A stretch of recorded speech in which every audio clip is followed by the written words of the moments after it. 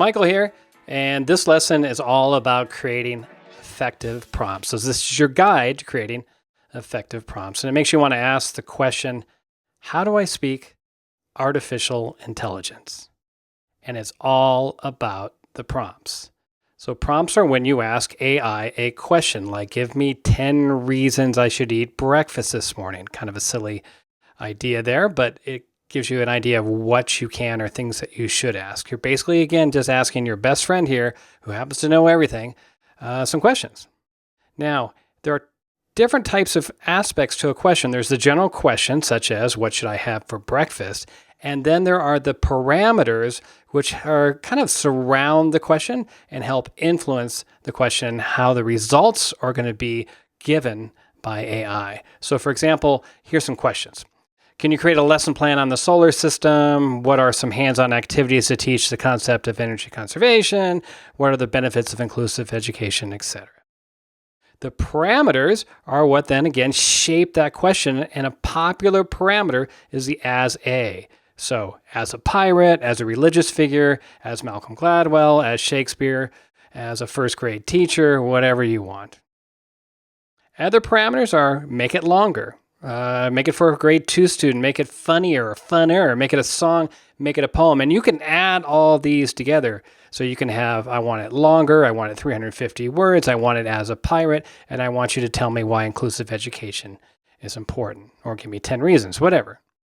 Usually when you're doing these prompts, you'll start out and you may not get the response that you want, and then you'll just ask AI to update it and give a better result, a better return. And then the more you do it, of course, the better you get at it. All right, shall we give it a try? Let's go. So we're going to start with, what are the benefits of inclusive education? What are the benefits of inclusive education? You know, you can misspell things. You don't need to capitalize. You can be actually quite lazy when doing these prompts because AI will figure out what you really meant to say. And I'll hit that here. Now I'm using Chat GPT, but I'm going to go ahead while that's working and jump over here to Gemini and ask the same question. What are the benefits of inclusive education? And I'm going to copy it this time because I'm going to use another AI. So here's Gemini. And this is actually the pro version. I got it for free for a couple months. It's just part of having a Google account. Probably won't work if you're using a school Google account. You probably will need to use a personal one. And then here's Claude here. It's another AI. So I've used Chat GPT, Gemini, and Claude.ai, which is my current favorite is Claude right now. And I'll paste that in and I'll see what it says.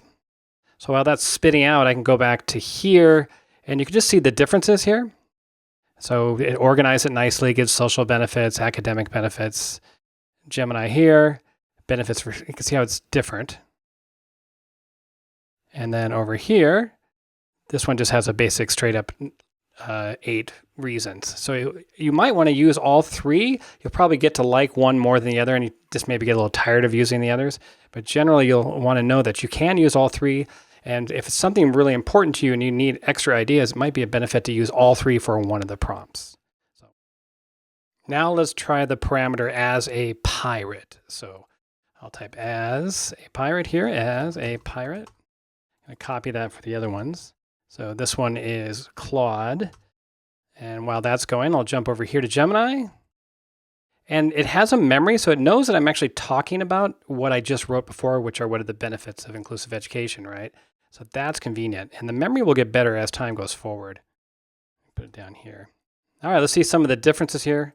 So as a pirate, it switched that list and used just pirate language. Here, it did a little bit of pirate language and then gave reasons. A pirate crew would be better if it was more inclusive. And it looks like the same concept was done here with Chat GPT, just giving the benefits of it. Now you can do continuous parameters here. So I can write, let's say, as a grade 2 student, and it should make the language simpler. There we go, so that's simpler. And here I could write as Shakespeare.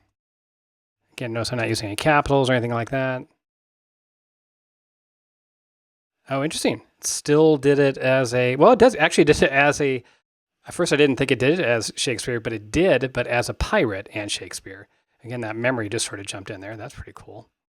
And here I could do as a principal. And there it is. It writes more like a principal. And I could make it longer if I wanted to. I have to let it finish here. I can make it longer. Oh, there it's longer. Let me stop that. And I could also, let's say, do a Lexile level of 500. So you can copy and paste text into here that's too complex or is complex, and reduce the reading level if you need to for students. So there we go. That's a Lexile level of 500. And I was also still writing it as a poem, still using the Shakespeare stuff. So if I wanted it just to be a Lexile level of 500 from the beginning, I'd probably have to start over. So you can see where the memory is both a benefit and a little bit irritating. But anyways, give it a try and let me know how it goes. Thanks.